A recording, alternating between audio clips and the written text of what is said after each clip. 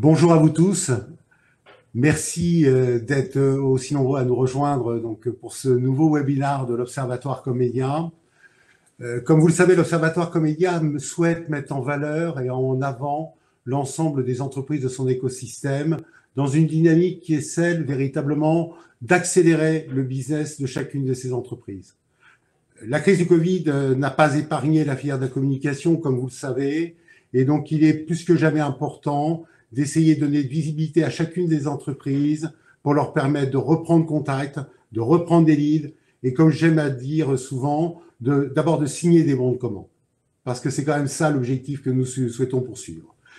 Le thème que nous allons aborder aujourd'hui est un thème qui me tient tout particulièrement à cœur parce qu'il touche à une filière qui est la filière donc de la communication, qui est la filière graphique au sens large, et j'y reviendrai. Et comme vous le savez, le poids du marché de la communication aujourd'hui, c'est 39 milliards. C'est celui que nous suivons, que nous donc, mobilisons, motivons, fédérons. Mais au-delà de ça, la filière graphique à elle seule pèse donc dans les 39 milliards des dépenses marketing com, intervient sur une chaîne de valeur qui est celle de l'ordre de 45% du périmètre global. Alors, ce n'est pas 45% sur ce périmètre-là, mais il intervient sur une chaîne de valeur sur 45% donc, de ce périmètre. Dans le domaine de la filière graphique, il y a un élément qui est déterminant, qui est important, qu'on oublie trop souvent, qui est peut-être une face cachée de cette filière, qui est celle que l'on intitule le pré-média ou qu'on avait l'habitude d'intituler le pré-presse. De là, effectivement, sur la base des assets, qui sont les assets de données images, de données texte, être capable effectivement de les intégrer dans un support de communication, quel que soit le vecteur de communication donc, que nous souhaitons activer. Donc, ce segment-là est un élément déterminant, même si c'est une part petite de cette filière globale, pour autant, elle est essentielle et elle est stratégique dans la résultante et dans l'efficacité qui sera donnée au médium donc par la suite.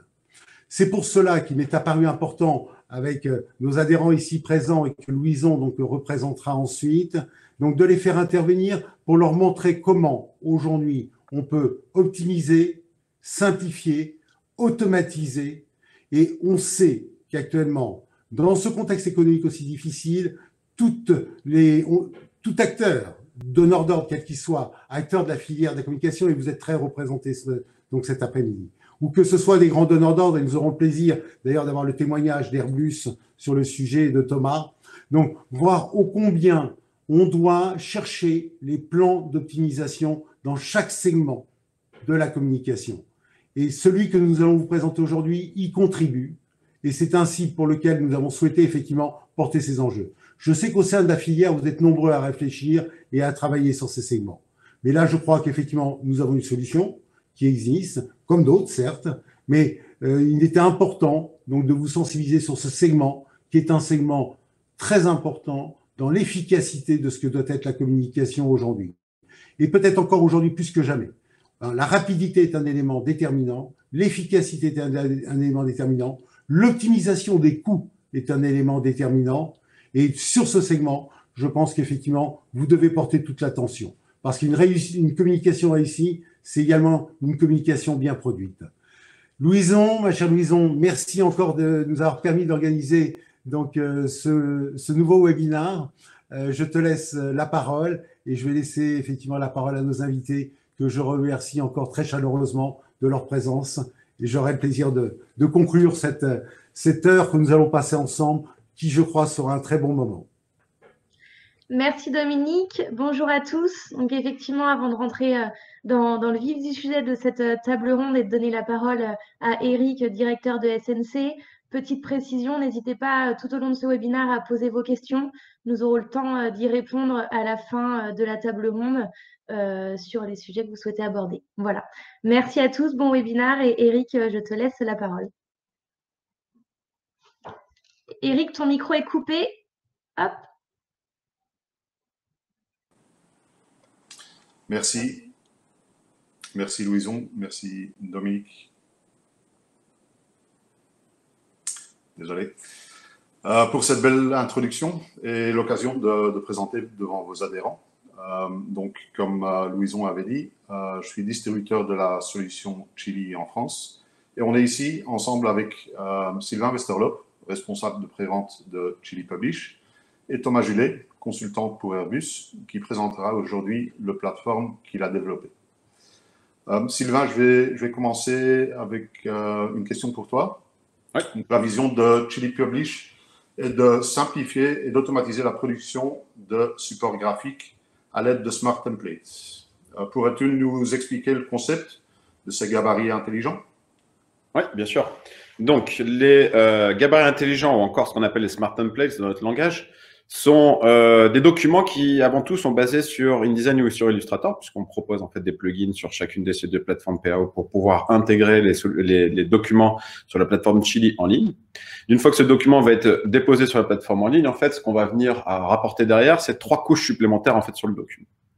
Donc, il va y avoir une première couche en fait de ce qu'on appelle chez nous des contraintes. En fait, des contraintes vont nous permettre de imposer des règles sur la base, par exemple, de chartes graphiques définies pour une marque. Prenons l'exemple d'une marque qui a besoin d'imposer ses couleurs, ses éléments graphiques et ses types de police, etc. C'est tous ces éléments-là qu'on va pouvoir définir au niveau du gabarit. Donc, ça va être déjà une première couche qu'on va proposer sur le gabarit. Ensuite, on va aussi mettre toutes des règles d'intelligence pour permettre de l'automatisation, comme par exemple la connexion à une source de données pour alimenter des contenus aussi bien sur la partie texte que sur la partie image, par exemple. Donc ça va faire partie d'une couche supplémentaire qu'on va venir ajouter sur le gabarit. Et enfin, on aura une dernière couche qui va être en fait ce qu'on appelle chez nous les espaces de travail ou encore les workspaces qui vont déterminer en fait l'environnement qu'il va y avoir autour du document et les possibilités en termes d'édition sur le document. Et donc tout ça, ça va nous permettre en fait d'offrir un mode un peu libre service puisque ces espaces de travail vont s'adapter en fonction du profil utilisateur. Que je sois professionnel, je retrouverai mes outils professionnels tels que je les connais dans des environnements PAO. Et que si je suis pas du tout de la profession ou que j'ai besoin juste de faire de l'édition, je vais me retrouver avec des espaces de travail beaucoup plus simples qui vont me permettre en fait de juste enrichir les contenus, par exemple. Et ensuite, on va permettre en fait de décliner en fait ces gabarits aussi bien sur les supports print que sur les supports de type digitaux, sur les supports de type packaging. Voilà un petit peu le résumé de ce qu'on appelle chez nous en fait des gabarits intelligents. Merci Sylvain. Cette solution, elle est souvent intégrée dans une plateforme, comme on va voir avec l'exemple d'Airbus. Pourquoi, Sylvain? Encore pour toi. Alors, ouais.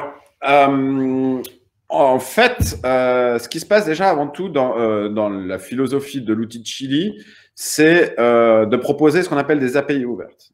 Pourquoi on propose des API ouvertes? Parce qu'aujourd'hui, la solution de Chili n'est pas une solution finie. C'est-à-dire que la solution Chili a toujours besoin d'être intégrée dans un écosystème. On va parler de PIM, de DAM, peu importe, de portail. On va venir intégrer Chili dans ce portail. Et pourquoi, en fait, on ne propose pas tous ces composants, en fait, de l'écosystème? Parce que nous, notre force, c'est de se concentrer uniquement sur la partie édition de documents en ligne. Ce qui permet de nous démarquer et d'avoir vraiment une énorme puissance sur la partie édition que, par exemple, InDesign ne proposerait pas.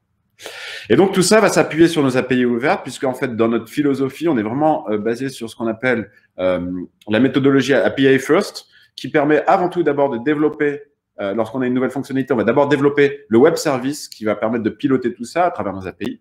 Et ensuite, sur la base de ce web service, on va s'appuyer sur ça pour développer la partie interface utilisateur et les interactions que les utilisateurs pourront avoir sur le document.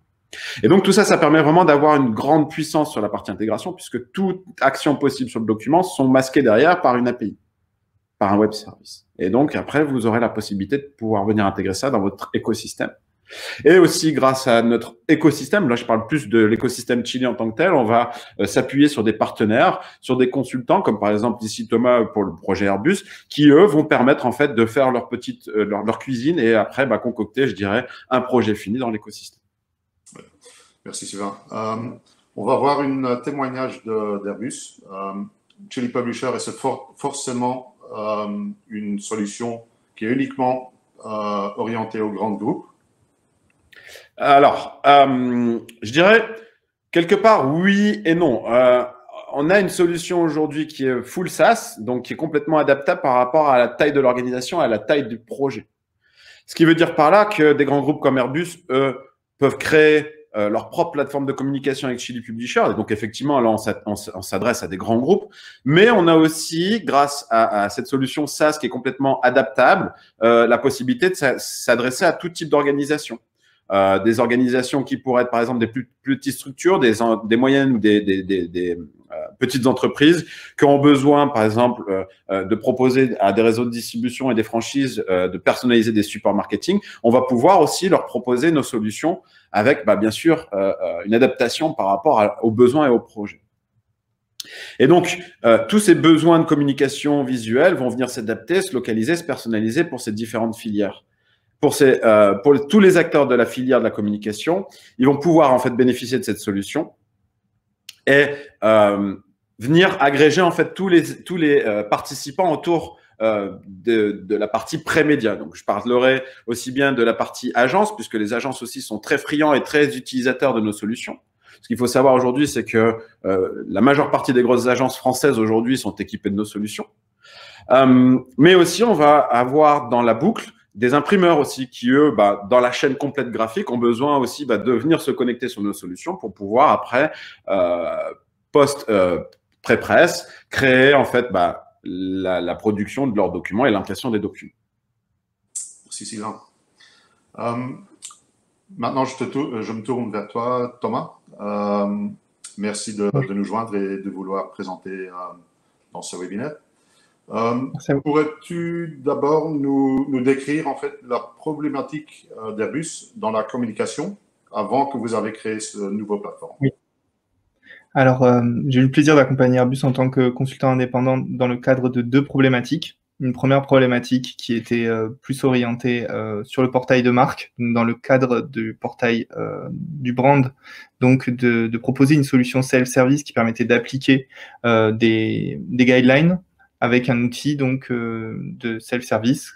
Et la deuxième solution était plus intégrée dans le circuit classique de demande de production, qui était un service de demande interne en fait pour pouvoir faire de la production dans le cadre de projets et d'intégrer donc à l'intérieur des templates intelligents pour pouvoir faciliter les demandes récurrentes ou faciliter la création dans le cadre de projets. Et quels étaient les critères que vous avez utilisés quand vous avez recherché une nouvelle solution pour ce projet? Alors, on a eu différents critères. Ce qu'on voulait, c'était une solution qui était donc très adaptable, qui pouvait donc s'incorporer dans le cadre d'une plateforme globale où, avec cet outil d'édition, on pouvait donc développer un portail avec des solutions de développement open source, des frameworks, etc. Et la possibilité aussi de l'interconnecter dans un système qui permettait de, par exemple, envoyer vers des services d'impression ou vers des services de facturation, comme par exemple des services comme SAP, et de pouvoir justement intégrer cet outil d'édition dans un écosystème global et de pouvoir créer donc 2 environnements, un pour le besoin donc du brand et un pour le besoin de la production plutôt traditionnelle et le multimédia studio. Très bien. Je m'imagine aussi que l'utilisation facile et la protection de la charte graphique pour les gens qui commandaient des supports était important. Les 2 moteurs, en fait, les 2 moteurs principaux aussi ont été de pouvoir réduire le coût et la durée de production via une approche plutôt self-service. Ça aussi, c'est très, très important de le mentionner. OK. Maintenant, je propose que tu nous montres le résultat de ces efforts. Et ce sera la meilleure façon de voir si Chili Publisher a réussi à répondre à ce défi. Oui. Donc, voici donc le portail de marque qui est disponible donc sur Internet sous brand.airbus.com. Sur ce portail, donc, on retrouve toutes les guidelines pour pouvoir donc utiliser la marque Airbus. Donc, plein d'informations comme comment utiliser par exemple le logo, les guidelines principales, mais aussi le design system pour tout ce qui est donc application digitale, les différents composants, etc. Et intégré donc dans ce portail, nous avons les différentes parties et nous avons ce que l'on a appelé donc la production room, donc une partie qui est privée, qui est destinée aux utilisateurs qui ont un accès Airbus, donc que ce soit l'ensemble du groupe Airbus, mais aussi tous ces sous-traitants qui possèdent aussi un accès interne et un compte. Donc sur la partie publique, on peut très bien par exemple sur comment réaliser un poster. Donc, je fais une recherche ici, je vais avoir des informations sur la création d'un poster. À partir de là, donc, on va voir le positionnement, toutes les données un petit peu techniques sur comment utiliser la marque. Et donc, on peut très bien accéder directement depuis le poster ici à la Production Room ou en cliquant ici donc, sur cette partie-là et se connecter donc, sur l'espace via mon compte SSO, donc, avec authentification automatique. Et on retrouve donc sur la partie Production Room donc, une explication sur comment créer du contenu. Donc, en 3 étapes, on sélectionne d'abord notre gabarit, notre template intelligent, notre smart template, puis on le customise avec notre propre contenu et on peut l'imprimer, le télécharger parce que on n'a pas forcément un imprimeur Airbus a un imprimeur en interne, mais cet imprimeur est basé à Toulouse par exemple et on n'est pas, comme c'est une société mondiale, on n'est pas forcément à proximité d'un imprimeur local, donc on peut très bien aller l'imprimer donc chez un autre imprimeur. On a des informations sur comment utiliser la plateforme, on retrouve nos derniers documents en cours et on peut donc démarrer et sélectionner le template. Donc toute cette partie-là est le portail que nous avons développé. À partir de là, donc nous avons différents types de gabarits. Nous avons des gabarits donc de type papier, des templates de type papier, mais aussi des templates digitaux qui nous permettent par exemple de créer un avatar ou de créer une bannière digitale aussi intégrée par exemple à une communication. Et donc on retrouve donc notre poster ici. Donc, un poster format portrait ou un format paysage, par exemple. Je vais sélectionner un format portrait. J'ai la connexion qui est un peu lente. Thomas, oui. Thomas, j'ai une petite question. Aujourd'hui, oui. L'ensemble du groupe Airbus sur le monde donc, utilise, donc, quel que soit donc, le lieu géographique où ils se retrouvent, oui. Donc l'ensemble de leurs outils de communication sur ce dispositif? Oui. Oui. Combien de pays aujourd'hui sont connectés, donc, en l'occurrence? On a donc beaucoup de pays différents, beaucoup de sites différents. Donc, la plupart sont des sites en Europe, mais aussi aux États-Unis, en Chine, un peu partout dans le monde. J'ai une petite question technique qui me taraude. Excuse-moi, Eric, de te couper, ne m'en veux pas. Aujourd'hui, l'implémentation du dispositif donc chez Airbus est récent ou est-ce qu'il date déjà et quel a été le temps d'implémentation de ce dispositif dans sa mise à la fois en production d'une part, mais aussi en acculturation auprès de l'ensemble des équipes d'Airbus dans le monde? Alors, le dispositif a mis on a commencé donc à travailler fin 2018 et donc en mois d'octobre, et on a pu développer le portail en 3 mois, donc avec une livraison pour le mois de décembre. À partir de là, on avait peu de contenu de template en fait intégré. Ce template n'était pas forcément très fini, donc on a pris une période de environ 6 mois pour pouvoir justement consolider, créer des templates, créer des propositions et surtout aussi améliorer tout ce qui était intégration avec les différents systèmes, avec les différentes API, etc. Et à partir de là, donc, on a pu lancer en production moins d'1 an après, donc à l'été 2019, pour pouvoir permettre aux utilisateurs de se connecter, de commencer à produire du contenu. Et depuis 1 an, on améliore et on ajoute de plus en plus de templates, de solutions au sein de la plateforme. Merci. Alors, une question nous est posée. Allez-vous partager l'enregistrement de ce webinaire après la session? Oui, bien entendu. Sachez qu'effectivement, nous rediffuserons donc le webinaire de façon à ce que le plus large public puisse avoir accès à celui-ci s'il le souhaite. Oui, et en attendant effectivement que Thomas puisse charger le document, une autre question. Quel document natif source utilisez-vous pour produire des documents HTML5 en sortie? Je ne sais pas si vous pouvez répondre à Marc. Je vais prendre la main sur cette question et je vais y répondre. Ouais. Donc, sur la base si c'est pour du digital, je dirais généralement, on a l'habitude de partir de documents PSD. Donc, on va avoir la possibilité d'insérer ces documents provenant de Photoshop dans la solution de Chili. C'est, je dirais, la majeure partie des cas de figure. Après, effectivement, on a aussi eu des cas de figure où on partait de documents InDesign parce que les utilisateurs avaient l'habitude de créer leur page HTML depuis InDesign, ce qui est un peu moins fréquent, mais c'est aussi une option. Donc, les deux sont possibles, sachant qu'on n'a pas de plugin encore aujourd'hui sur Photoshop, hein, c'est pas encore prévu pour l'instant, mais par contre, on a la possibilité de charger des images et de travailler sur la base de ces images un document Chili sans aucun problème. Une autre question, peut-être que tu vas pouvoir y répondre, Sylvain.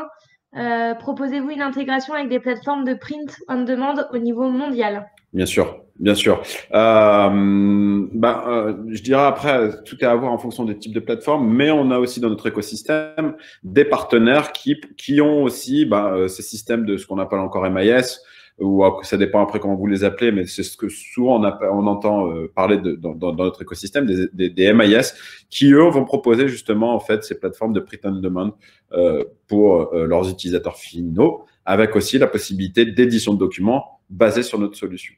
Si ça vous intéresse, je pourrais vous fournir quelques références plus tard. Mais bon, après, n'hésitez pas à aller sur notre site web, sur chilipublish.com. Vous trouverez beaucoup d'informations concernant tous ces partenaires, dont en l'occurrence aussi ces différents acteurs de la partie print on demand. Je vais pouvoir continuer la démo. Excusez-moi pour ce contretemps. Pas de problème, je te laisse la main, Thomas. Donc, en fait, je vais passer sur le second environnement pour vous montrer. Ça, c'est l'environnement qui n'est pas le portail de marque, mais qui est le deuxième environnement qui permet justement de faire des requêtes en interne et de travailler donc sur des projets. À partir de là, donc, il est possible pour les utilisateurs de faire une demande de projet et de demander, par exemple, de réaliser une brochure ou de réaliser un leaflet ou un badge ou un poster. Et donc, à partir de là, de remplir une request. Quand cette request est remplie, l'utilisateur donc va devoir son dossier va être pris en charge en fait par un chef de projet, par une équipe, et celui-ci va gérer en fait la réalisation de son projet. Donc ça peut prendre du temps et le coût peut être un peu plus long aussi, un peu plus élevé. Et donc l'idée c'était d'intégrer, non pas pour remplacer en fait ce schéma plus traditionnel, mais d'intégrer une solution self-service à l'intérieur. Et donc ici, donc sur cette plateforme, on peut aussi donc créer des nouveaux designs. Et alors là, on retrouve aussi des templates, donc avec un usage un peu plus projet ou un peu plus industriel, un peu plus interne, pas forcément lié à l'usage de la marque tel que pouvait être sur le brand, tel que ça peut être sur le brand. Donc par exemple un layout industriel, un sticker et d'autres informations qui sont plus liées à des projets. Et par exemple, on peut très bien, voilà, une demande qui était récurrente, c'était la réalisation de cover.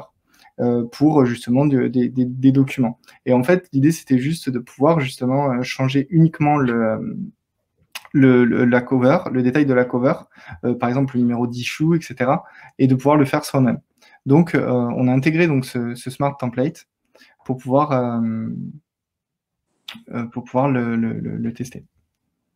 Parce qu'aujourd'hui... Peut-être Thomas, pendant que tu te prépares pour la suite, j'avais une question donc à nos amis Eric et Sylvain. Aujourd'hui, donc de plus en plus, donc vous êtes bien sensibilisés au fait que nous avons développé beaucoup de plateformes et se développent beaucoup de plateformes e-commerce, notamment donc pour la relance du commerce actuellement. Est-ce que ces solutions sont adaptés à ce type de dispositif, sachant que de surcroît, c'est bien souvent des plateformes qui mutualisent, bien entendu, de très nombreux commerçants, hein, donc qui souhaitent effectivement communiquer. Et est-ce que ce type de plateforme a un sens ou pas pour une opération? Je pense à quelques idées, c'est pour ça donc, sur lequel on est très mobilisé actuellement pour la relance du commerce local. Est-ce que ça peut correspondre à un besoin? Est-ce que ça peut être adapté? Et si oui, comment? Ouais.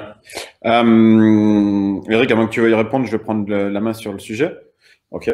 Alors, moi, ce que je pense déjà, c'est sur la partie e-commerce. Ce qui est important de savoir déjà, c'est comme je l'ai présenté au départ, cette solution est une solution qui vient s'intégrer dans n'importe quel type d'écosystème. Donc, on a pu le voir, par exemple, on va le voir aussi encore plus en détail avec le portail Airbus, où là, on est dans un écosystème pur, où c'est un simple portail avec un système de connexion qui va nous permettre en fait d'accéder à des documents, mais aussi couplé à d'autres informations, mais pas forcément à une solution d'e-commerce derrière.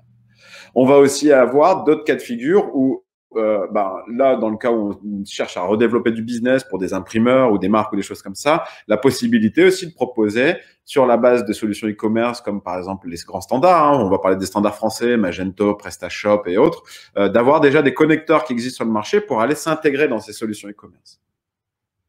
Et donc, c'est de là où tout prend son sens, en fait, je dirais, puisqu'à partir du moment où les connecteurs ont déjà été prévus, aujourd'hui, on va pouvoir très facilement aller se plugger sur des solutions e-commerce qui sont déjà en place ou alors qui font partie d'un projet de mise en place. On en a pas mal qui sont en cours, d'ailleurs, en ce moment. Hein, bon, on profite un peu de l'opportunité, entre guillemets, pour pouvoir, je dirais, un peu développer sur cette partie-là aussi les solutions connectées à distance. Mais effectivement, on a beaucoup de demandes. On a aussi beaucoup de cas clients, beaucoup d'exemples aussi qui illustrent ces solutions connectées à des systèmes e-commerce pour permettre à tout utilisateur de créer son propre document, même si je dirais qu'il a un profil type TPE, PME, on va dire un électricien sans le dénigrer pour autant, mais qui a besoin de faire une personnalisation d'un document, il va pouvoir accéder à cette plateforme-là. Il va pouvoir accéder à l'outil de Chili avec ses compétences et ses notions de marketing pour lui personnaliser le document et ensuite préparer un document prêt à être imprimé pour envoyer ça chez l'imprimeur. Donc, on a aussi bien des profils type imprimeur qui vont aller s'équiper de ces solutions Web2Print, mais on a aussi, par exemple, des agences qui vont mettre en place des solutions Web2Print pour pouvoir aussi pallier à cette demande qu'il y a aujourd'hui, qui est très, très, très accrue, je dirais, sur le marché français. Sur ce point, moi, j'attire l'attention à notre public et à vous-même sur toute l'importance, effectivement, qui est celui que nous vivons actuellement. Et en effet, on cherche de plus en plus des solutions pour redynamiser le commerce, quel que soit le vecteur de communication qui sera utilisé, hein, que nous en soyons bien d'accord, hein, et qui permettent, dans des conditions économiques accessibles pour des acteurs, les commerçants, qui ont peu de moyens. Donc les plateformes sont là pour encapsuler effectivement beaucoup de solutions pour tout un type de commerce sur des collectivités locales, territoriales ou départementales, voire régionales. Et là, je pense qu'il y a un sujet stratégique sur lequel j'attire l'attention à vous tous, qu'il y a également des supports de financement hein, qui est assuré par les départements, les chambres de commerce, pour aider à la transformation numérique des acteurs du commerce local. Et forcément, j'ai tout à fait conscience que la solution du pré-média est un élément déterminant. Hein. Il ne s'agit pas de vouloir faire une affichette, mais encore faut-il la produire. Donc, c'est un élément déterminant et j'attire vraiment votre attention sur ce sujet parce que je crois que le besoin est immense sur le territoire national, immense, et il va s'accroître avec la période du déconfinement que nous vivons et peut-être les risques que nous avons à terme de rentrer encore dans des situations compliquées. Voilà, je souhaitais passer ce message-là et vraiment j'invite à ce que la réflexion soit bien portée et ça c'est vrai tout autant pour les annonceurs que pour les acteurs de la filière de la communication, d'aller dynamiser son commerce sur ce type de segment de marché, qui est un segment de marché qui sont des petits ruisseaux, mais qui font des grandes rivières.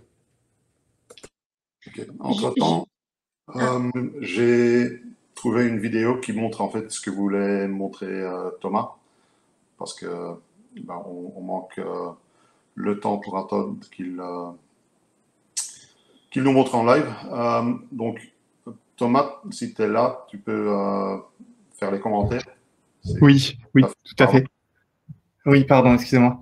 Donc oui, tu peux lancer la vidéo si tu veux. Lancer. Ok. Donc là, on se retrouve donc bien sur la partie portail. On sélectionne donc un certificat. Et donc ça charge le moteur de Chili. À partir de là, donc sur le menu de gauche, on peut donc éditer, c'est ce qu'on appelle un workspace. En fait, c'est une zone de travail où on peut définir vraiment tous les éléments modifiables et toutes les zones modifiables, le texte, les images, etc. Et donc, grâce au formulaire de gauche, on peut éditer donc les différents éléments. Donc, ah oui, ça avance un peu vite. Mais là, donc sur cet écran-là, en fait, on retrouve le document qui a été modifié et on peut donc le lancer en impression, en sélectionnant la quantité, le type de papier, etc. Et donc, on retrouve toutes les informations qui sont connectées avec le SSO, donc l'utilisateur a toutes ces informations qui remontent directement. Et il peut le lancer directement en impression en faisant Confirm your print order. À partir de là, donc, voilà, il est possible de lancer l'impression, en fait, et de suivre le projet. Donc là, après, ça permet de gérer les informations personnelles. Enfin, il y a plein d'informations. On peut partager aussi les templates entre les utilisateurs. Pardon Thomas, dans ce concept-là, on a donc des workflows de validation interne qui permettent effectivement d'incrémenter donc le document, de l'enrichir avec une totale intégrité ou pas? Alors, l'objectif est de justement penser le smart template pour ne pas avoir à faire de validation après la création, entre la création et l'impression, toujours pour gagner du temps, en fait.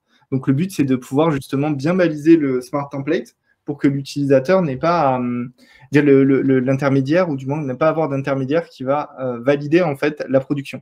Et du coup, l'idée, c'est de penser de façon assez intelligente le template pour permettre à l'utilisateur de faire que des choses qui lui sont permises. Et après, en termes de contenu, donc l'utilisateur est responsabilisé pour publier du contenu dont il a les droits, dont il a le droit pour le publier. Mais il n'y a pas de validation entre la phase de création du contenu et l'impression. Juste, il y a une petite question d'Axel qui demande quel est l'avantage de Chili Publish par rapport aux solutions fonctionnant avec Adobe InDesign Server. Peut-être Sylvain, si tu pouvais répondre. Oui, effectivement. Alors, j'étais en train de je rédigeais la réponse, donc je vais juste relire bêtement ce que je vais décrire. Hein, je ne vais pas faire plus compliqué. Donc, ce qu'il faut savoir déjà, c'est que Chili n'est pas basé sur un serveur InDesign. Et donc, le premier gros avantage déjà, c'est qu'on n'est pas contraint à tous ces programmes Adobe de mise à jour, avec ces lenteurs d'évolution, ces lenteurs de correction de bugs, etc. Puisque, ayant beaucoup travaillé sur des solutions basées sur InDesign Server dans mon passé, je peux vous garantir que c'était très contraignant dans le cadre d'un développement et d'une valorisation en fait de toute la partie édition et publication. Après aussi, ce qu'il faut savoir, c'est que Chili va nous permettre une édition du document en ligne, en live aussi, en temps réel. Ce que j'appelle en temps réel, ça veut dire que si je viens éditer mon document, je vais voir au fur et à mesure que je saisis mes informations sur un formulaire, ou alors sur d'autres possibilités pour éditer le document, je vais voir directement en fait cette modification apparaître sur le document en temps réel. À l'inverse d'un serveur Adobe InDesign où il y a toujours un temps de génération de preview qui se passe et il y a toujours une latence entre le moment où je mets de l'information et au moment où j'affiche mon information sur mon portail. Donc ça, c'est aussi un des gros points qui valorise Chili comparé à Adobe InDesign. Alors après, on n'est pas de là à concurrencer Adobe InDesign, hein, c'est pas du tout notre intérêt, mais on nous a souvent tellement posé la question qu'on a déjà nos réponses en fait sur le sujet. Ensuite, il y a un autre point aussi qui est très fondamental et qui ne sera pas le dernier parce que je m'arrêterai après avec un dernier point, mais un autre point qui est très fondamental, c'est aussi la possibilité d'éditer directement dans le document et de personnaliser dans mon document les contenus, par exemple, ou alors modifier un bloc ou des choses comme ça. Ça, je vais pouvoir le faire avec des outils très basiques et très simples pour, par exemple, déplacer un bloc, ragrandir un bloc, ou alors modifier un contenu, changer une typo dans un contenu de texte, ou alors changer la taille de corps d'un texte. Ça, on va traiter ça directement dans le document, comme on le traite aujourd'hui en local sur son poste dans InDesign. On propose les mêmes solutions grâce à notre solution Chili. Et enfin, le dernier argument qui a son poids aussi, Chili est une solution complètement SaaS qui est donc forcément sur le cloud et qui permet de bénéficier en fait de toutes les nouveautés et toutes les évolutions en fait de la solution en temps réel, à l'inverse d'une solution Adobe InDesign qui est souvent basée sur un serveur en local, je dirais la majeure partie des cas du temps. Je vois qu'il y a aussi une question de Cyprien qui demande en fait une question sur le rôle des agences, s'ils peuvent prendre la main sur la création et la gestion des templates. Thomas, peut-être tu peux nous expliquer comment ça fonctionne chez nous. Tout à fait. En fait, notre objectif, c'était aussi de mettre en place un service qui permettait donc la création de smart templates. Donc, à partir de là, on a créé un environnement qui était vraiment dédié à la production de templates. Le Multimedia Studio a plusieurs fournisseurs et tous ces fournisseurs donc, ont été formés pour la création de smart templates avec un accès personnel à leur environnement qui leur permettait justement de travailler depuis donc, des gabarits qui étaient des gabarits utilisés dans InDesign, par exemple, et de les créer donc dans Chili pour pouvoir justement les développer. Et après, une fois qu'ils étaient assez testés et qu'ils étaient matures pour être mis en production, on les préparait, on les prenait, on les mettait en production donc sur les différents environnements, que ce soit l'environnement du brand ou l'environnement du MMS et de la production interne. Et du coup, oui, on a pu justement faire des formations avec les équipes de Chili, justement, pour pouvoir faire monter en compétence ces agences et qu'elles puissent créer donc des gabarits, des smart templates. Très bien. Il y a aussi une question, peut-être que Sylvain peut répondre, sur la personnalisation de supports digitaux. évolutions prévues et déjà présentes, peut-être? Ouais, alors, il y a plusieurs choses. Effectivement, on est en constante évolution sur, je dirais, nos 3 canaux. Bon, le canal print, c'est vraiment quelque chose que je dirais on maîtrise, hein, puisque ça va faire 10 ans qu'on est on est vraiment focusé sur ce canal-là. Et aujourd'hui, je pense qu'on fait très bien les choses, sachant qu'on a vraiment tous les acteurs de la chaîne graphique qui utilisent nos solutions. C'est que je pense que notre solution a été approuvée et a fait ses preuves, hein, puisque des imprimeurs, mais aussi bien des agences que des annonceurs utilisent nos solutions, je le répète encore une fois. Ce qu'il faut savoir, c'est que depuis quelques années maintenant, on axe plus nos développements sur la partie digitale et aussi sur la partie pack. Et donc, si par exemple, je prends la dernière version, la dernière mise à jour qu'on a faite récemment, la version 6, on a inclus dedans ce qu'on appelle le Dynamic Layout. Le Dynamic Layout va nous permettre en fait de proposer des solutions de template responsive, je ne sais pas si je peux le dire ainsi parce que c'est très web, c'est très digital en fait cette terminologie-là, mais cette terminologie-là est valable aussi maintenant avec ce qu'on appelle le dynamic layout, ou encore les mises en page dynamiques, ce qui vont nous permettre en fait de pouvoir aussi bien s'adresser sur du format type papier que sur du format type digital et d'exporter après vers le digital. Quand on parle d'exporter, ça va être pour l'instant des éléments qui vont être encore assez fixes parce qu'on va exporter de l'image ou on va exporter un peu de l'HTML pour de la structure d'information. Mais on a pour vocation à développer davantage sur la partie digitale puisque on réfléchit à plusieurs choses. Par exemple, il y a plusieurs réflexions, comme par exemple un plugin Photoshop ou d'autres choses, hein, de l'animation sur de la bannière aussi. Ça fait partie aussi de tous ces axes-là sur lesquels on est en pleine réflexion. Alors, il y a déjà des choses qui ont été actées, comme on peut le voir par exemple le Dynamic Layout, ce qui nous permet de répondre à des demandes pour le digital. Mais on continue et ça fait partie d'un travail quotidien qu'on partage avec notre R&D pour améliorer justement toutes ces fonctionnalités et toute la personnalisation vers des supports digitaux.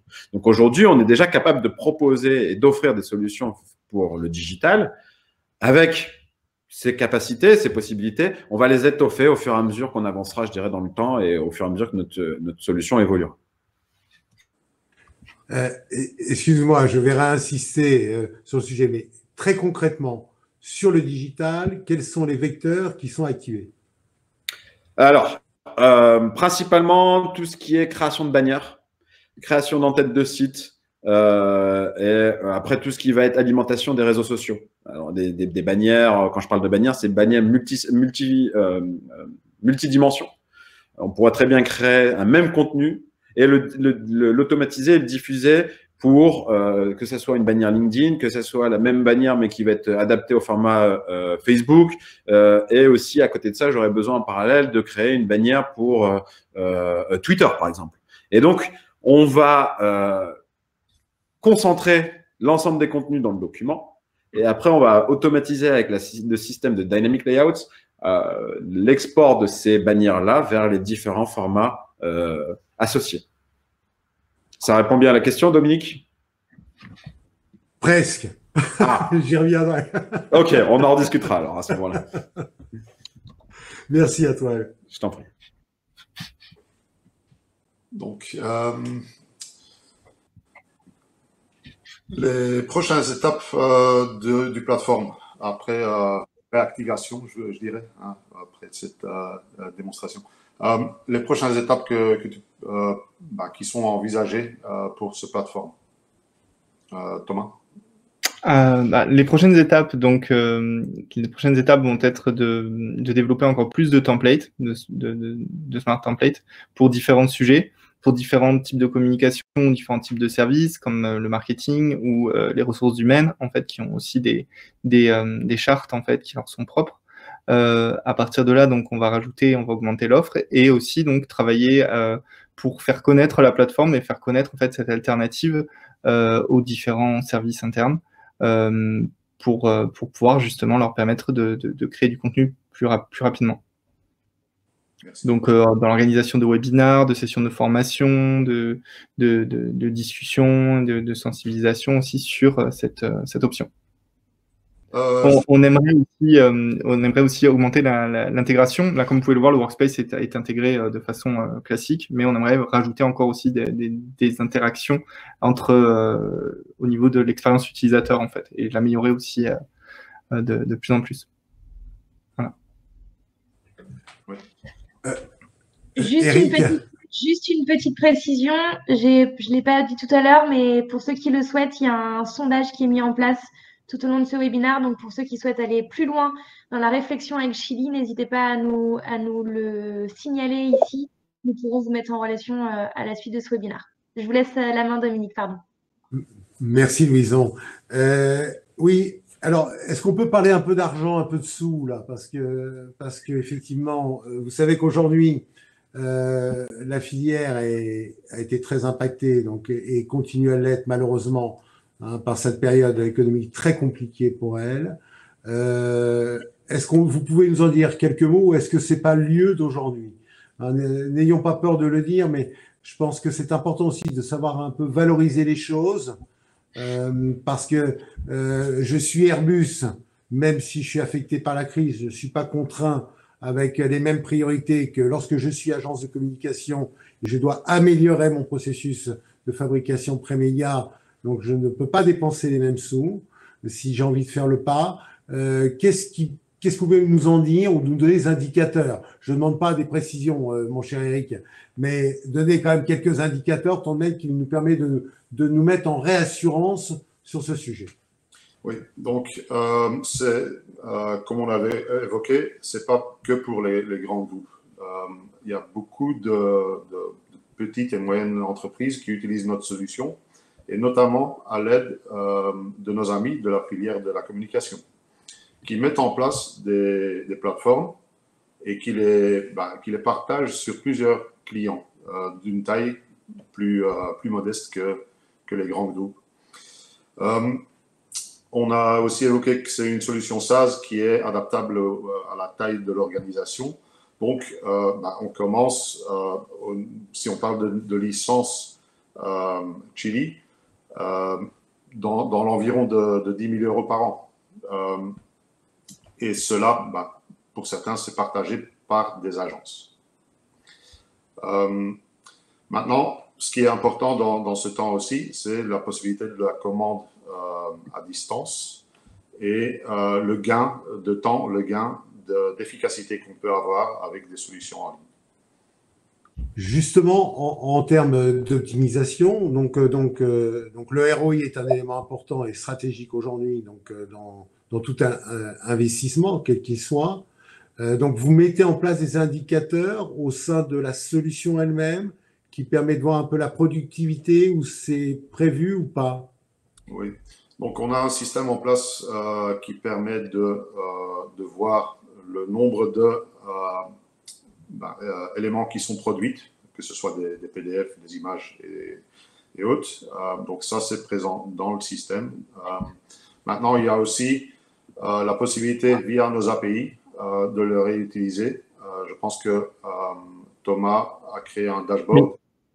On a développé en effet un dashboard aussi. En fait, dans notre back-office, on a vu qu'on a intégré la plateforme, on a accès à des sources aussi en base de données, et ça nous a permis aussi de savoir combien d'éléments avaient été chargés uniquement en type brouillon, puis sauvegardés aussi quand l'utilisateur a fait ses modifications et les a sauvegardés, et combien était arrivé en print. Et ça nous permet de voir le taux de transformation aussi selon ces différentes étapes et selon ces différents gabarits, et aussi de savoir soit la sortie print, mais aussi la sortie PDF qui a téléchargé un document pour aller, par exemple, l'imprimer, ou les sorties aussi digitales comme les bannières, par exemple, pour le web. Et donc, on arrive à savoir, en fait, on a quelques KPI qu'on a développés aussi nous-mêmes, même s'il y a déjà des statistiques sur le moteur et sur la plateforme de Chili.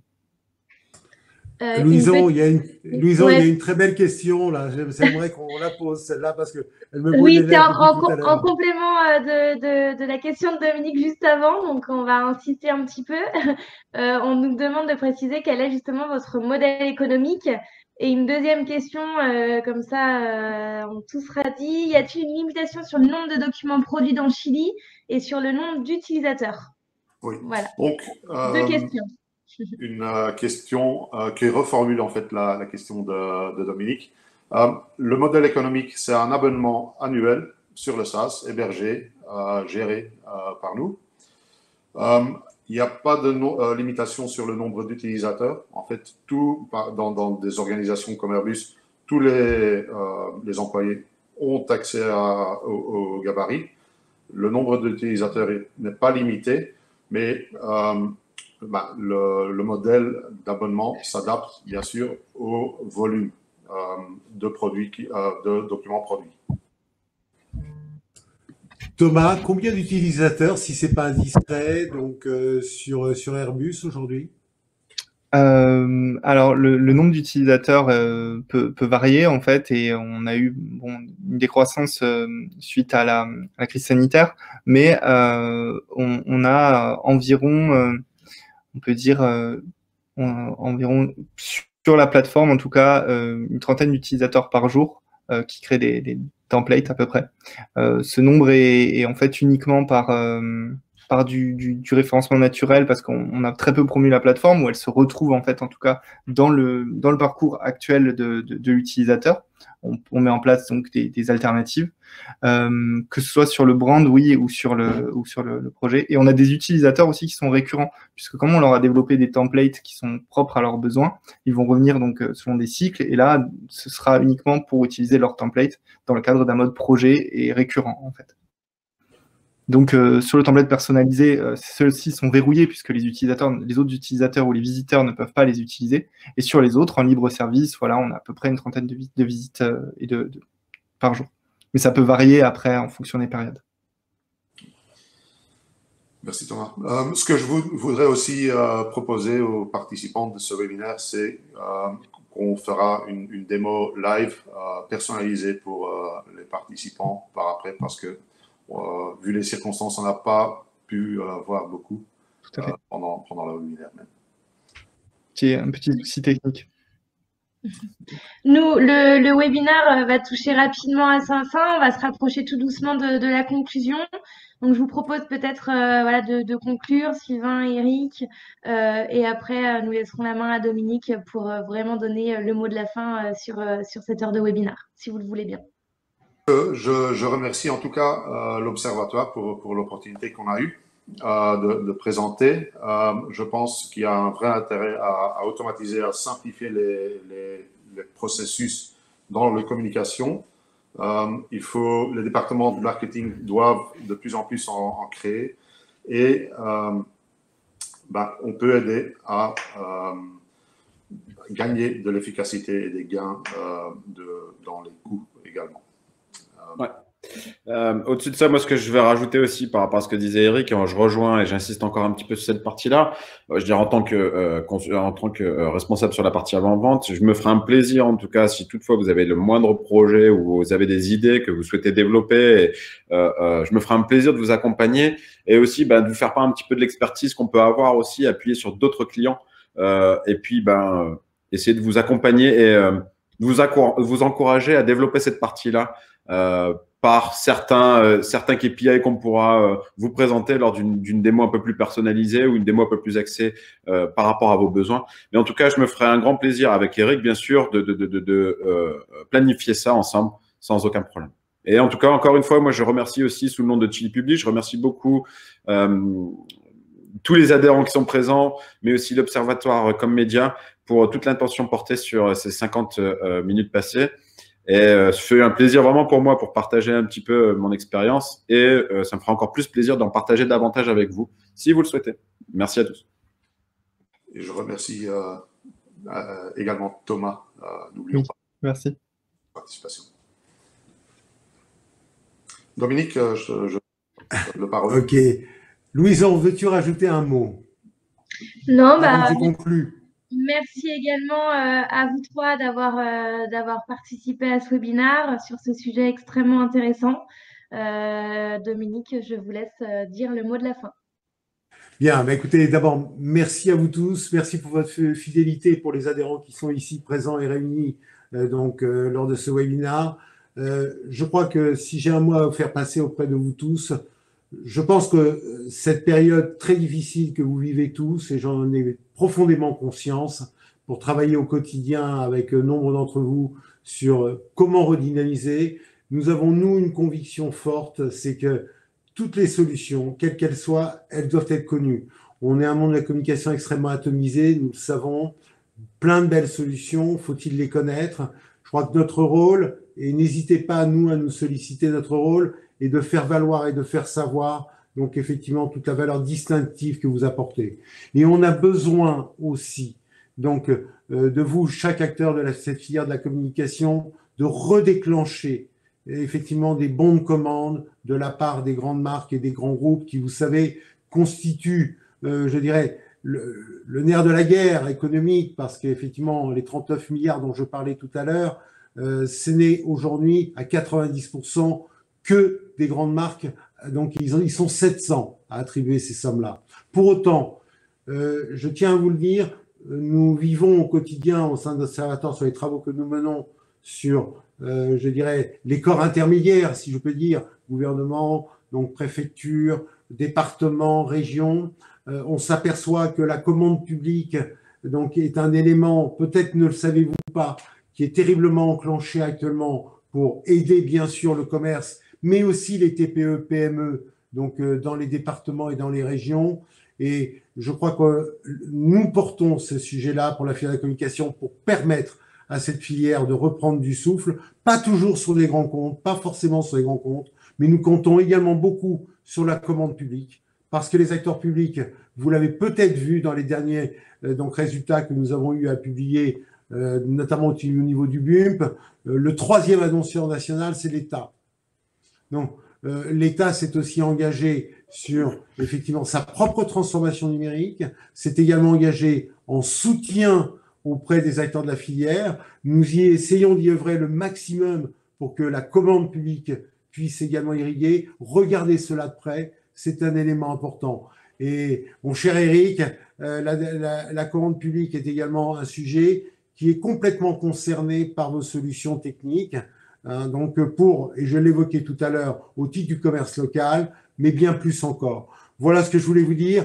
Écoutez, je crois que gardons tous, et merci encore pour d'abord cette bonne humeur qui a régné lors de ce webinaire, de votre sympathie. Merci à toi Thomas de nous avoir montré tous les travaux que tu as menés pour un grand groupe. C'est en tout point remarquable. Et à très vite. Et continuons effectivement d'avoir confiance dans cette filière, pour nous qui est une filière d'avenir. Merci à vous tous et à très vite. Merci. Bonne fin d'après-midi. Au revoir à tous. Au revoir. Au revoir.